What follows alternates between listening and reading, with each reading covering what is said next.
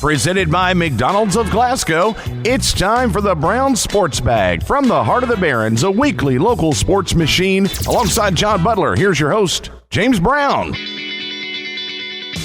We are here with Glasgow head football coach Jeff Garmon, coming off a fascinating year in terms of like just generally for everyone on the planet pretty much. But you guys worked through it, and at the end of the season, there were a couple of interesting things for your team last year. One was your starting quarterback got hurt, John Carter Myers. You ended up with freshman Easton Jesse playing. And then you guys made a change in offense, went to a wing T, I guess is basically what it is, which meant you got some guys that moved around, probably had to start playing some positions that they didn't start out the season playing. One of those that stands out is kind of Kieran Stockton, mostly because I think he was a tight end at the start of the year, and then he ended up being your primary fullback. Then some of your wide receivers become wings. And it became an interesting thing, but it looked like it worked out pretty well, and you just don't see that a lot of times, Coach. No, you don't. And in through all that, we also forgot that, at the time when we started the season, John Carter was the starting quarterback. Zach Poore was the backup quarterback. That's right. Easton Jesse was the third quarterback. So Yeah. to end up, it doesn't happen very often where Zach ended up playing quarterback, running back, ended up breaking his ankle. So then we went to Easton as the backup, and as we went over and played Logan one night when John Carter separated his shoulder, we kind of had to go from there, and then kind of regrouped in the middle of the season, but I had always been in my mind thinking towards this wing T, and it just kind of forced our hand and made us go to it. What I like about it is you're distributing the ball to so many different people, and I think the ones that Karen is an obvious one, Stockton that jumps out, but you also forget about Jay Long, and him being able to get, instead of 2 or 3, 4 catches a game. If he caught 4 balls a game, we're looking at 40 receptions for the year plus.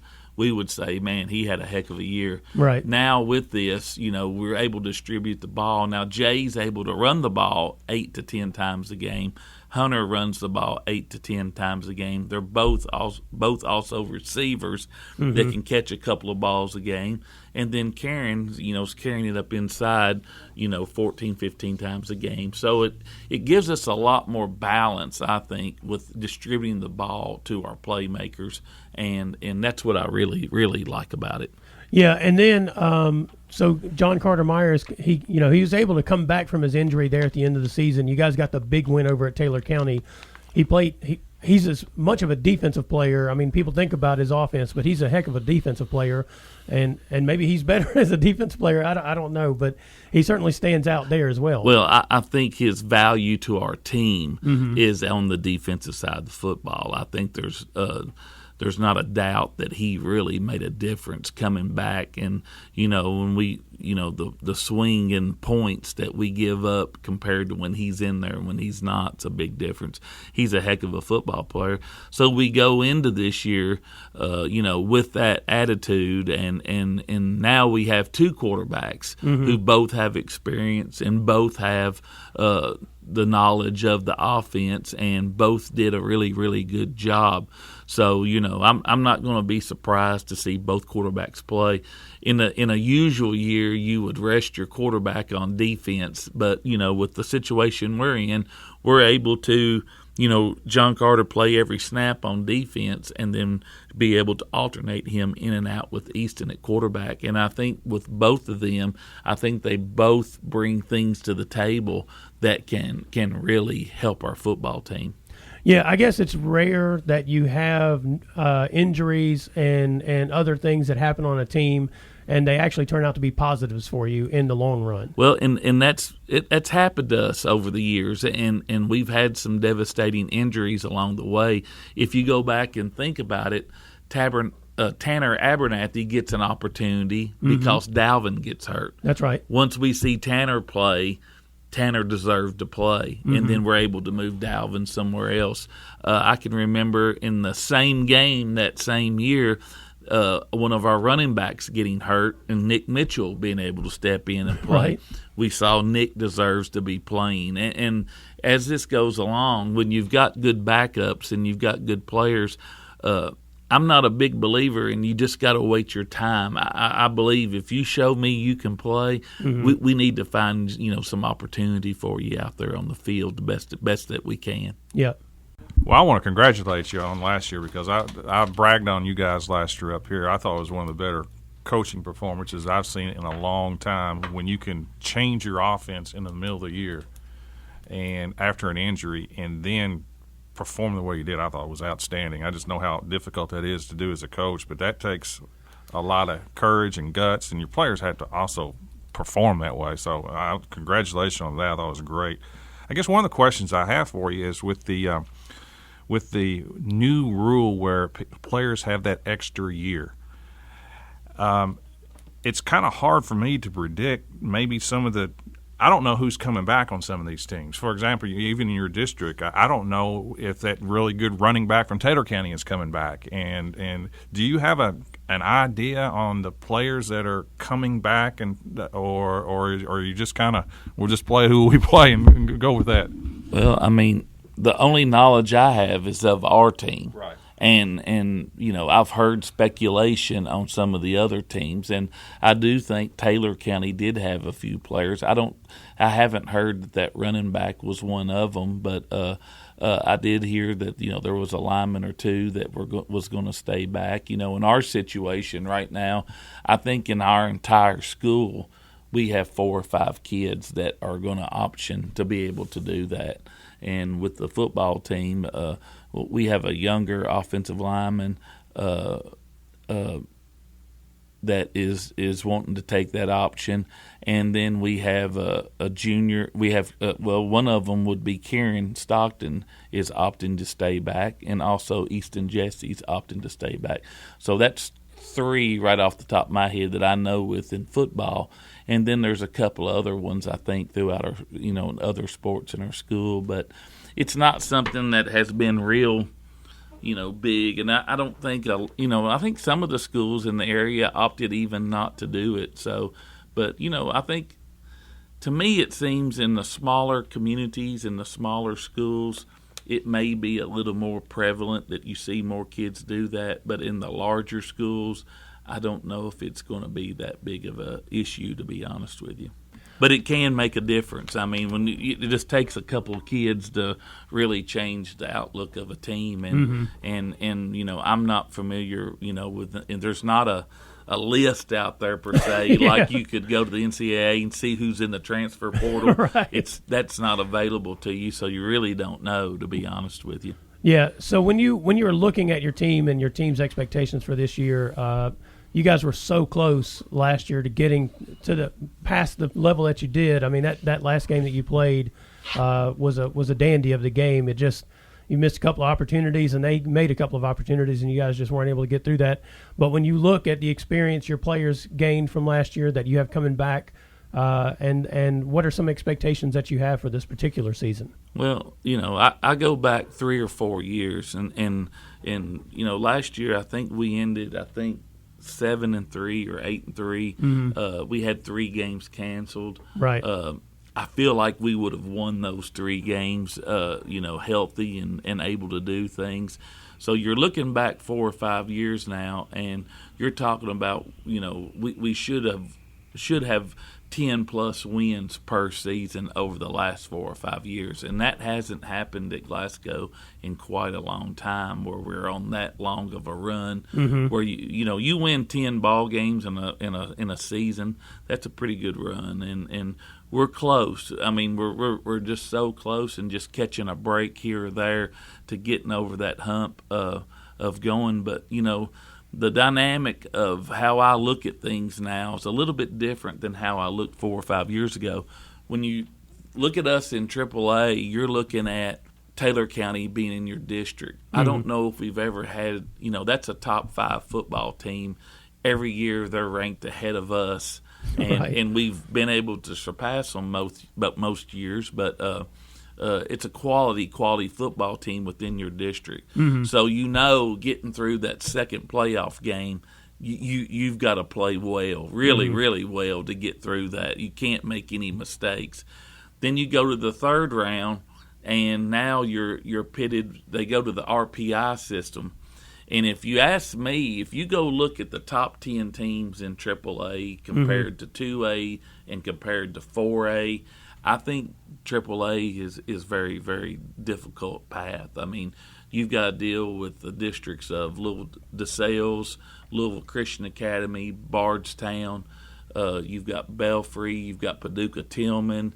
There's some E-Town. There's quality teams, and all those teams are top 10 teams. So the road, I feel like, hasn't gotten any easier for us to surpass. And so you've got to be playing good football when you get to the end of the year. And that's one thing last year. When we had the injuries, we regrouped. We scaled everything down, made it a lot simpler, and we just started building. When we went and played Taylor County the first time we played them, we got beat, I think, 35-14, had some turnovers.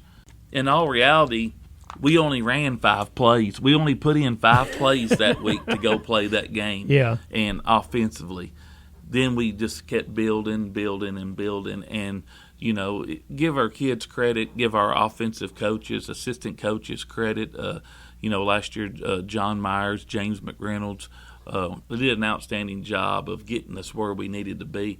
And I really believed, my motto is get better each week. And I believe we are getting better each week. And I believe our schedule is forcing us to get better each week. When I make out the schedule, I try to find, 2 teams that we probably can't beat, 2 teams we've really got to play well to be able to beat, and then there's probably 4 or 5 teams that if we do what we're supposed to do, we'll be okay. And, I'm not looking to go undefeated in the regular season. I'm looking to challenge our kids. And I think last year, if you really want to know the truth, I think playing South Warren, it raises our level of play. Yeah. And even though we don't win the ball game, we survived the ball game and we played with South Warren. And by doing that, we've got to give optimal effort and optimal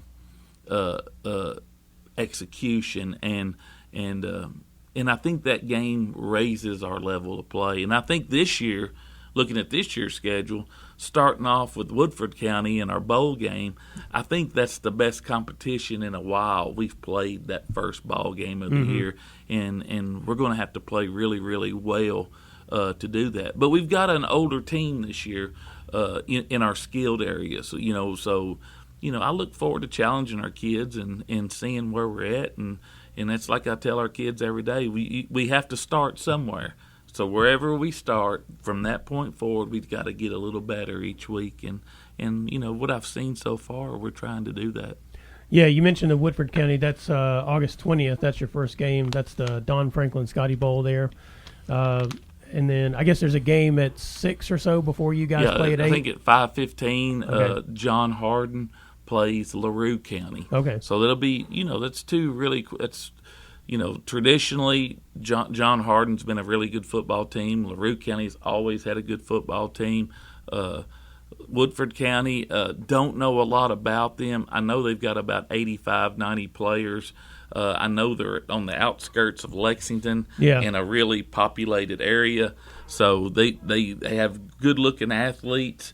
And, I think they're right at the level they're knocking on the door of taking another step and trying to make some noise in 5A. But it'll be a challenge for us. Yeah.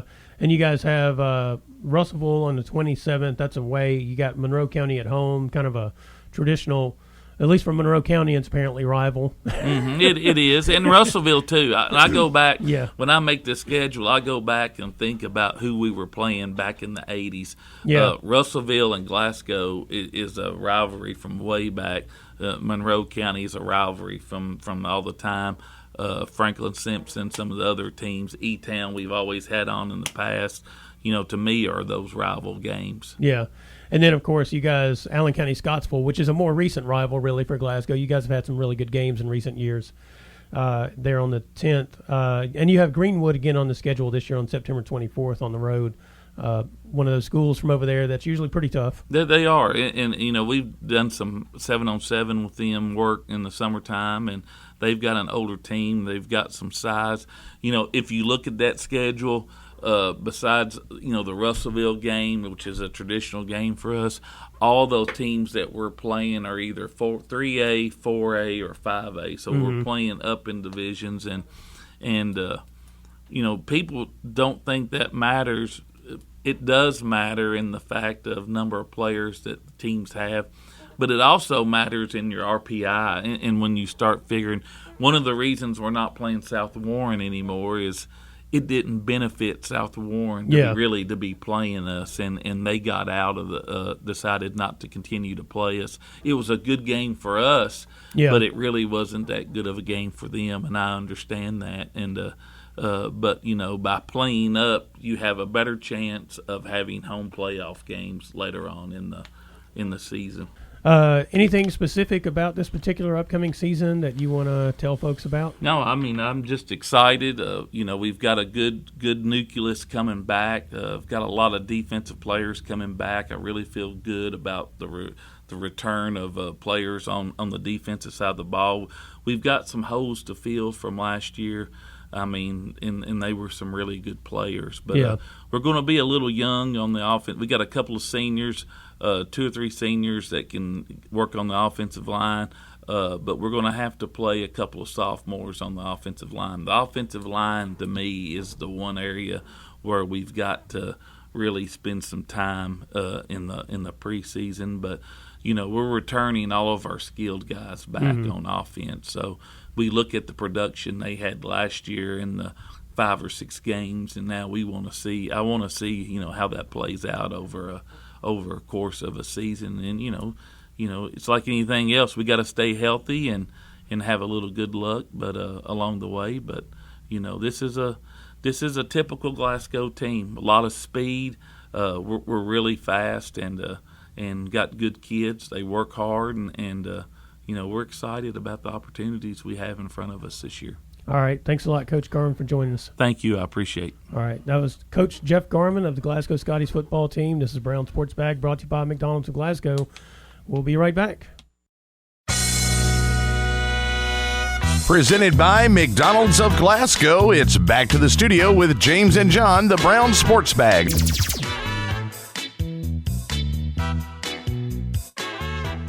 We're back on the Brown Sports Bag.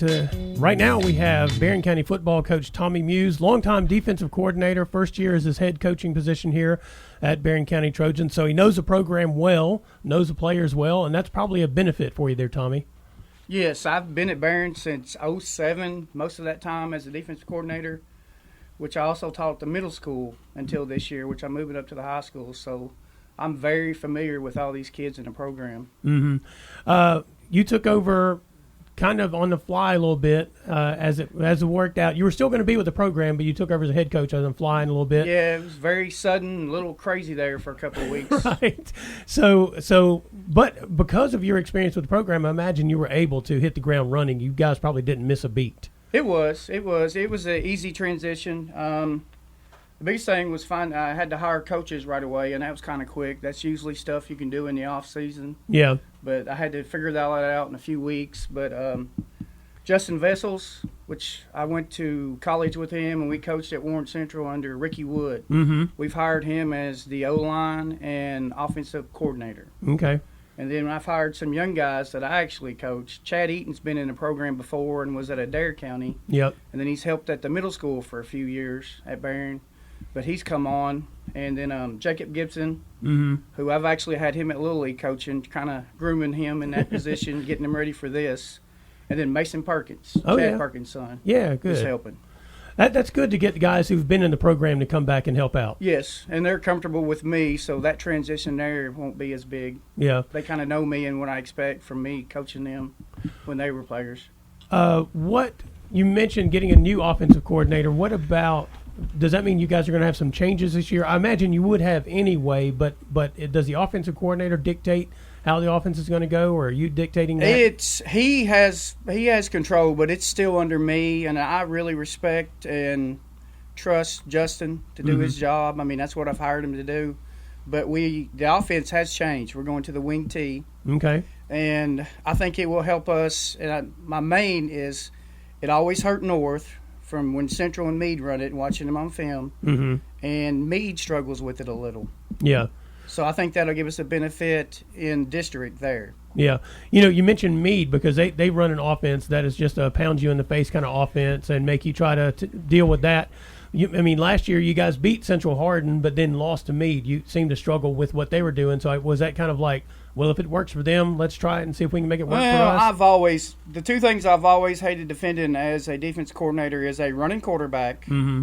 and the wing T. Those are the hardest two things to get comfortable with the kids with, especially if you only have a week to prepare or something. Right. But I think it'll help us in district, and our kids have bought in and accepted it, and I think they're okay with it. It's a big change going from what Jackson run, the spread, to this. Mm-hmm. But we're still going to throw the ball. We got Jamison and Will who's capable of throwing it downfield at any time when we need to. Yeah. And we've got good receivers, so we'll still throw it. Yeah. Yeah, you mentioned Jamison Bowie. You do have your quarterback coming back, even though there's a change. He would run the ball as the quarterback, even out of what you guys were doing last year. Yes, and that's what will help us a lot. He can throw it. He's really good, and he's the number one pitcher for the baseball team. He's got good mechanics, but he's a threat to run as well. Mm-hmm. I like several of your players coming back, and just some of the kids that are coming back that some help you on offense, some are both way players. I'm thinking Ryan Shirley. He's played both sides of the ball. He's a senior, one of the better linebackers around. Gage Allen is a good player. I really like Donovan Bradshaw. I know his brother was really, really good for you. He's going to Campbellsville, I believe. And of course, it always helps to have the quarterback back. And then you throw in Aiden Miller. And, those 4 or 5 kids just off the top of my head they bring experience. And I would assume now as the head coach, sometimes as a coordinator, you don't always get the pick of the players that can play on your side of the ball. The benefit of being the head coach and a coordinator, you get to pick basically the players that you think fits with your side of the ball. So I'm interested to watch how that transforms for you. Yeah, those are all they were very productive for us last year. Jamison Bowie's been going to Governor Scholar. He came over late because of baseball finishing up late, but he was with us about 2 weeks in June, and today will be his first day back with the team. So Mm-hmm. we were looking forward to that. He's a little familiar with the offense. Like I said, he was there about 2 weeks. Ryan Shirley, he's our leader. He's our captain. He's our vocal guy for us. Played a lot last year, both sides of the ball. Actually started against Casey County as a freshman. Played fullback for us there. Yeah. But he's very experienced. He's our vocal leader. Expect a lot of big things from him, both sides of the ball. And Gage Allen, he actually was a receiver, but he'll be moving to one of these wings. Mm-hmm. That kid has changed his body dramatically in the off season. He's put on about 10 pounds of muscle, and if you're ever around campus, he was always there running somewhere up on that practice field or when I'd let him in on the game field. Yeah. Him and a few other kids. And then last year, Aiden was kind of thrown in as a sophomore, junior. He's grown too and filled out. He'll be a two-way starter. He'll play tight end for us, and then he'll still play the rover position, the outside linebacker on defense. Drew Fisher is another one. Last year just played corner. He's the fastest kid we got on the team. He's a 4.5 kid. He'll be the other wing in the wing T. Yeah, he ended up filling in some last year when Gavin Withrow got hurt. He did. That Meade game, which that really hurt us not having Gavin. Yeah. And Drew had repped and stuff in practice, but hadn't played any in the game other than cleanup time at the end. Yeah. When you're kind of looking at your offensive line, defensive line setup, what are you looking at there? I'm actually going to try to platoon there as much as we can. The interior guys on the D line and our O line, but that's where O line is probably where we don't have as much depth right now. Mm-hmm. Carmelo Francis is going to start nose on defense, but he's probably the first backup on the O line. Mm-hmm. And we returned 3 starters there from last year. We got Chase Garrison, who played as a senior. We got Jackson Arms, who will be a junior, and Hunter Compton. Yeah. Those are all returning offensive linemen. Okay. and they'll be probably the first backups on the D-line too there. But we're going to try to platoon there as much as we can, as long as we don't have any injuries or anything happen during the season. What impact does changing the offense from the spread to the wing T have on who you have on the offensive line, or does it affect that whatsoever? Or does it change the type of offensive lineman you need to have? You can be a little smaller in this wing T and the way we're running it. Mm-hmm. It's just not big on big, and I got to blow you up 3 yards off the guy in front of me. Right. It's a lot of movement. There's down blockings. I think it'll help us a lot because other than those other three that I just named, Jackson, Chase, and Hunter, were kind of small at the rest of the line spots. Like Caleb Cleveland, he's under 200 pounds. He was a backup last year, will be a starter on the O-line. And the other one is between Matt Stone, who's a senior, and Chris DeVore, who's a sophomore, and Brooks Browning, who's a sophomore. Yeah. Now, three of those are kind of undersized for high school O-line right now. Yeah. So you're still going to manage the defense, or are you still going to be the defense? I am. coordinator? I'm still calling the defense. The only thing that has not changed is my defense. Yeah. It's the same. During June, we installed all of our special teams, and the main focus was installing the offense. Mm-hmm. Yeah. When you look down here at your schedule, you guys open up on August 20th at Metcalfe County. 3 of your first 4 games are on the road, as a matter of fact. Your second game is going to be your Don Franklin Auto Trojan Trail Turf War. There on August 27th, you guys will play at 8 o'clock against Grayson County. That'll be interesting. Grayson's always an interesting matchup for Barren through the years. There's been some pretty interesting games. And then you guys play Russell County, Monroe County, both those on the road. Monroe County, kind of a traditional rival for Barren.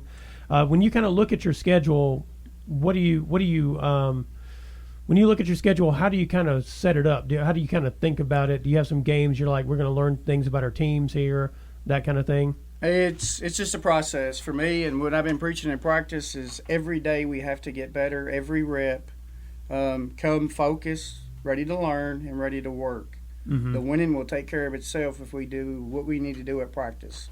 I mean, as far as wins, losses, none of that's been discussed at practice. We hadn't even brought up Metcalfe or anybody on the schedule. It's just been about us. Yeah. Is our only focus. The schedule, I like it, especially the non-district. I think all of those are winnable games if we show up and do what we need to do as a team. We'll see. Right now the focus is us. Yeah. That's what I tell them every day and preach in practice. Do you have a couple of scrimmages coming up? We scrimmage Warren East, August the 6th. It's at 6 o'clock. And then we have a 3-way at Barren, and it is the 13th, August 13th, with Warren Central and McLean. All right. Love it. That'll be interesting. Yeah, last year we didn't get any of that. It was just going straight in a row, and we're playing. Yeah, that's one of the things we talked about with some of our interviews last year was basically your first 2 or 3 games were scrimmages in a way because you were learning about your team as part of the process of playing regular season games. Well, when we played Monroe, we didn't even have film. I went back and pulled stuff from Pettit when he was a head coach from years ago and used it to prepare for him. Yeah. Meet the Trojans is August the 2nd at 6:30, and it's at Trojan Field as well. Okay. Anything else about this season or this team you can think of you'd like to tell folks about? I'm excited. They've worked really hard. Which, like I said, they all kind of know me and what I expect, and they've bought in. I've been very impressed with their work ethic and the focus. But I'm very pleased with where we are right now at this time. We're a long way from playing a game, but the kids are doing their part and working hard. I was just going to say I'm very happy for Tommy. I've known Tommy for a long time. His wife played for me, Tina, yes. and then she became my assistant for years, and it's well deserved, and they will be prepared this year. I mean, that's the bottom line. I know they'll be prepared, and I don't know how many wins they're going to have or losses, just like he said, but I know they'll be prepared, and the kids will behave and they'll be disciplined and all that good stuff, and I look forward to watching them. And I just want to congratulate you on this opportunity and wish you the best. Thank you, Coach Butler. I'm extremely excited. And my wife, she probably would still be coaching and tells me every day if we didn't have 5 kids. She misses it. All right, this is Brown Sports Bag, brought to you by McDonald's of Glasgow. That was Tommy Muse, the first-year head football coach at Barren County High School. We'll be right back. Presented by McDonald's of Glasgow, it's back to the studio with James and John, the Brown Sports Bag.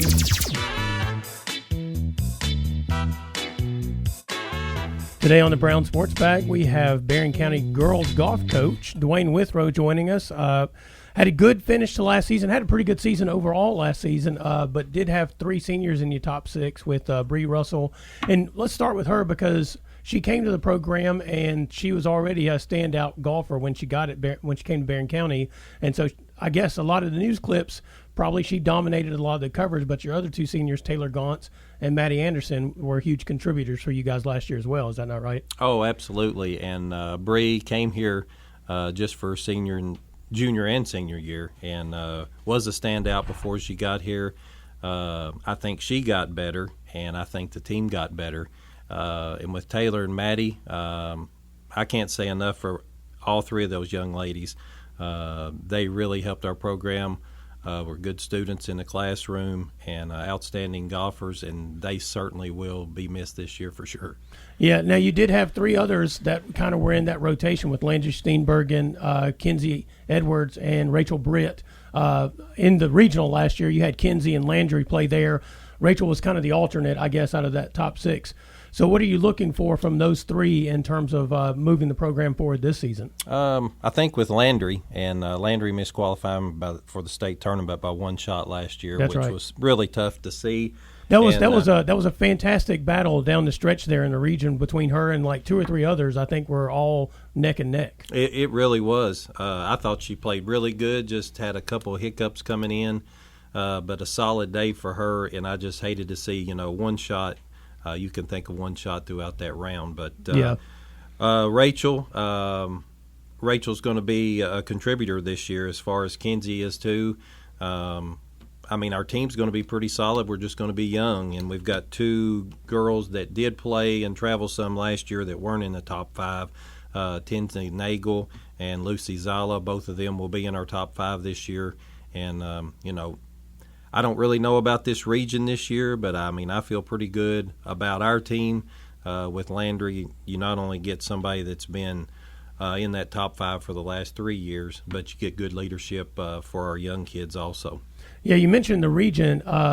South Warren has been the team to beat for the past, I think, 4 years, going into last year's regional with Faith Martin, especially at the lead of that pack and setting a tone. But, of course, they graduated, I think, their top 2 golfers, or 2 of the top 3, I think it was, as it worked out. Glasgow graduated Abby Lee. They were right there. I think they were number 2 last year. You guys were like in that 3 slot. Right.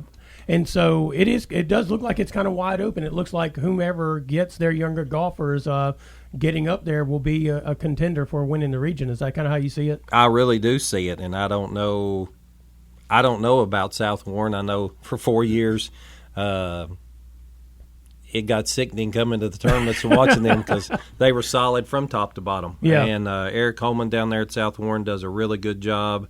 And but I know South Warren is going to be down. I don't know how much down, but when you lose a player like Faith Martin, a top college player, you really lose. McKenna Stahl was a great player too. Both of them qualified for the state outside of being the team. So real 2 good quality players. But I like our team again this year, and I said this last year also. Just want those young kids to step up. Both of those, my 4 and 5, will be freshmen. Mm-hmm. And then I've got 6 girls that came out this year that are going to be 7th and 8th graders. So I've got 11 kids this year, and, they work hard every day that we have practice. And we start off Friday at Central Hardin. Yeah. So looking forward to the year.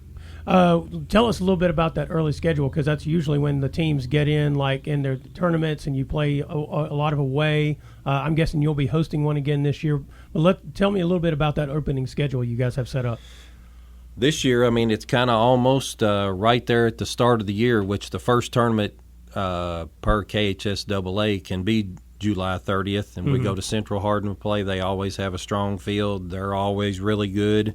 And then next week we've got a Tuesday tournament, a Thursday tournament, and a Saturday tournament. So it gets going really, really early. We host our tournament on August the 7th, and as of Friday, that tournament of our that we're hosting was completely full. We have 99 players, so wow, it's been a really, really good response this year.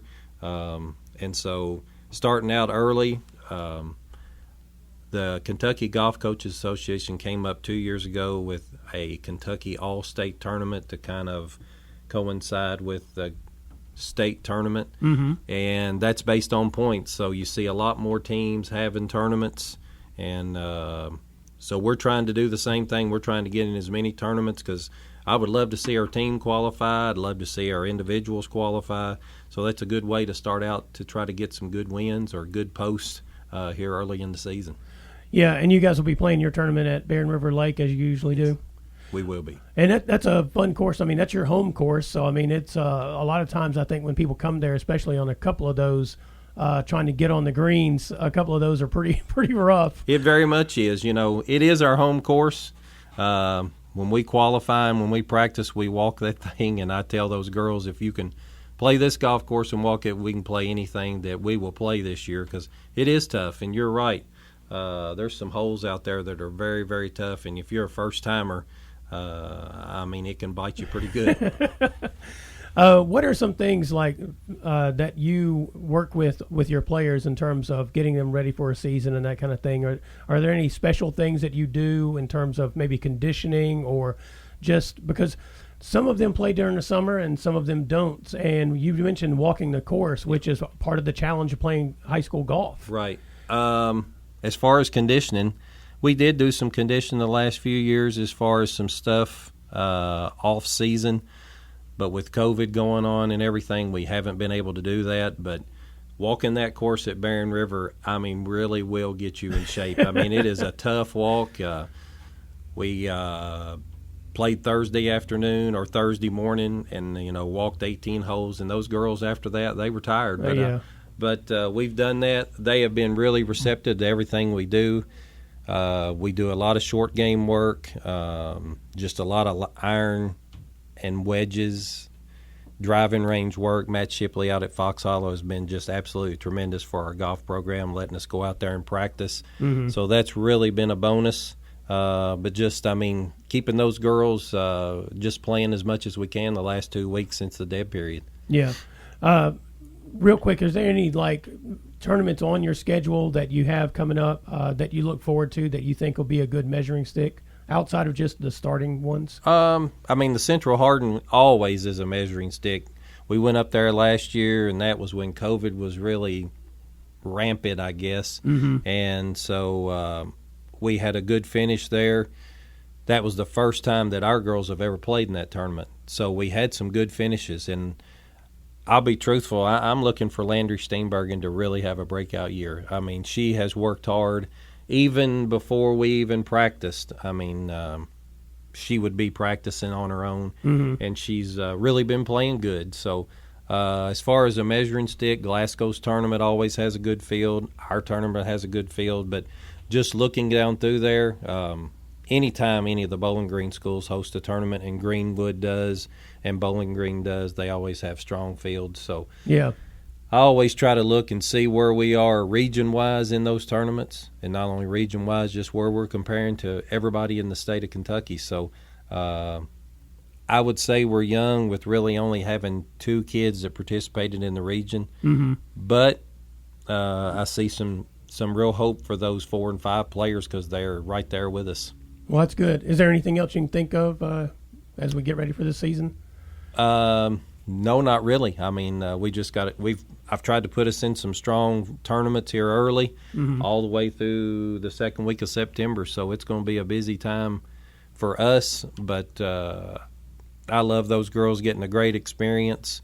We always try to spend one tournament where we have an overnight stay, and that'll be at Franklin County's tournament in Frankfort this year. So things I hope for will be a little different, where it's going to open up a little bit more, where there's not so much stress on this COVID stuff, because last year was tough. And those girls lost out on a lot, as did all sports. So just hoping for a smooth year. Yep. Well, it sounds good. All right, Duane, thank you for joining us, and good luck to you guys this year.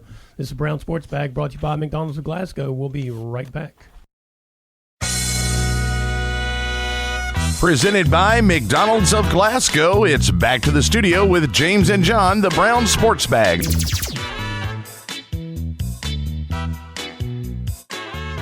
John, the college football world and the college sports world is just in a tizzy at the moment. We've got the NIL and the transfer portal, and then all of a sudden Texas and Oklahoma say, hold my drink while I throw some gas on this fire. So you don't need a governing body. This is what happens. Yes, exactly. You know, when people complain about the KHSAA, this is what happens when the NCAA has basically just folded. Yeah. And it's the wild, wild west, and this is when there's a vacuum of power. This is exactly what happens. Yeah, and you know what? The thing about this particular report about Texas and Oklahoma, it's going to happen. Yeah, I mean, it looks like they're going to go somewhere. Yeah, exactly. I mean, the Big 12 is essentially over with at this point, even though nothing has technically happened yet. It's over with. But there are two things that are always interesting to me. The first one is we see the first report about Texas and Oklahoma talking to the SEC, and I think it came out of a site that covers Texas sports.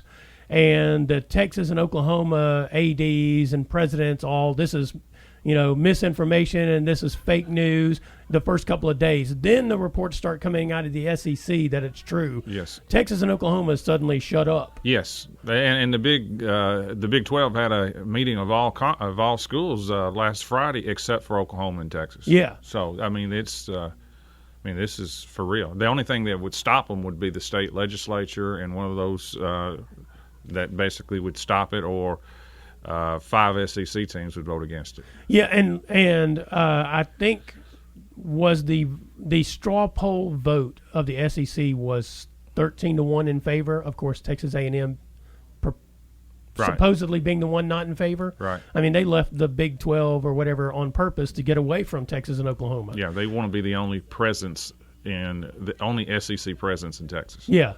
Yeah. So it's one of those things where it's a monster deal. It is, and the truth is, it's really about the TV money because the about SEC football. About football. The one TV thing money, I've never heard anybody say, and this is my idea, I ought to patent it, but if all this is driven by football, which it is, yes, because the Big 12 is a great basketball league. Yes, Baylor was national champion last year. Yeah, great basketball league.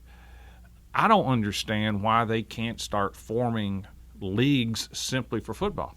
And everybody else stays the same in their conference because it makes no financial sense to have a conference of just say the SEC where you are flying or spending gobs of money to send your softball team from Lexington to Austin, Texas. This makes no sense. Yeah.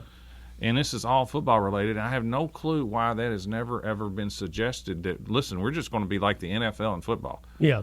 And everything else, we're going to keep your regional rivalries. I think that would work, but evidently that's not been something that people have looked into doing because it is – I mean, this is not just Texas and Oklahoma going to the SEC. Yeah. It's what's going to happen to now the Big 8, the Big 12. I mean, is Cincinnati, Memphis going to go? Are they going to go after them? I think Western is in play now because I think Conference USA is going to get poached. Yes. Western has got to be thinking about what's going to happen with them. Yeah.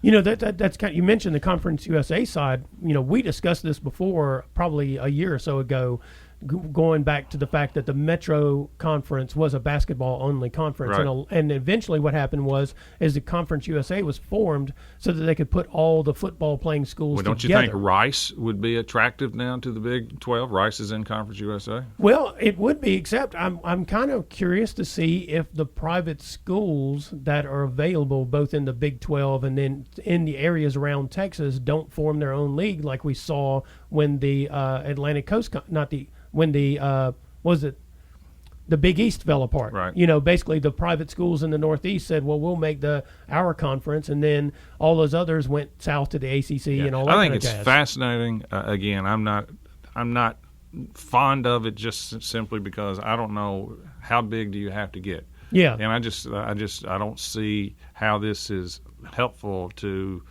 Well, I mean, of course, it's great for the SEC in one sense, but if you're a mediocre SEC football team, and now you got Oklahoma and Texas coming in, you're just going to be drowned even further, it looks like to me. Yeah. I mean, this is horrible, I would think, for Kentucky and Tennessee. Vanderbilt. Well, Vanderbilt doesn't really compete anyway, but yeah, I mean, it's just Missouri, Arkansas. I mean, where do they go?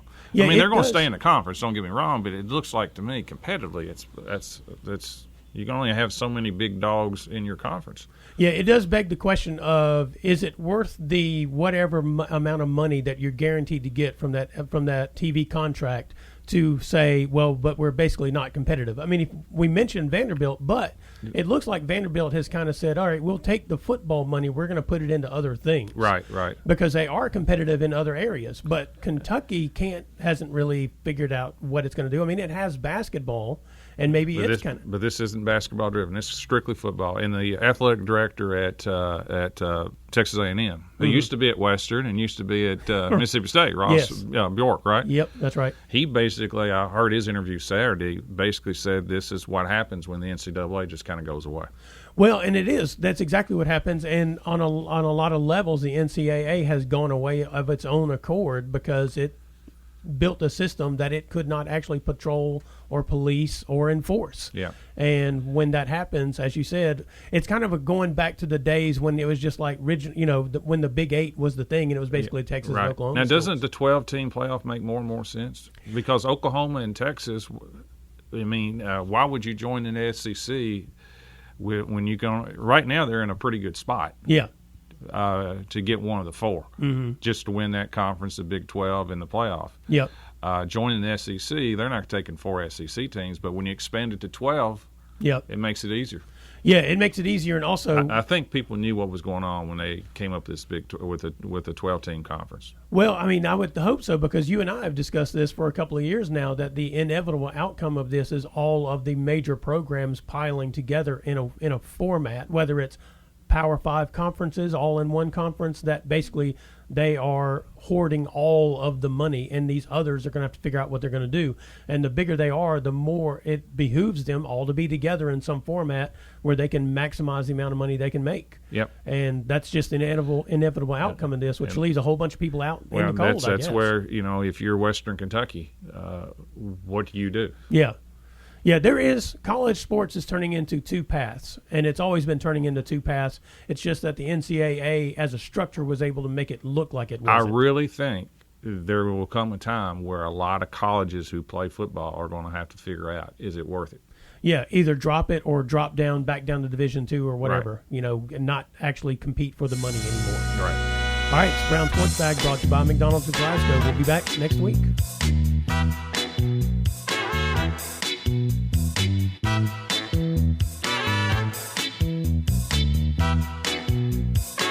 Thanks for listening, and be sure and join James and John once again next Monday at 4 for the Brown Sports Bag, a local weekly sports machine presented by McDonald's of Glasgow. Coming soon to your FM dial, this is Fox Sports Radio, WCDS Glasgow, AM 1230.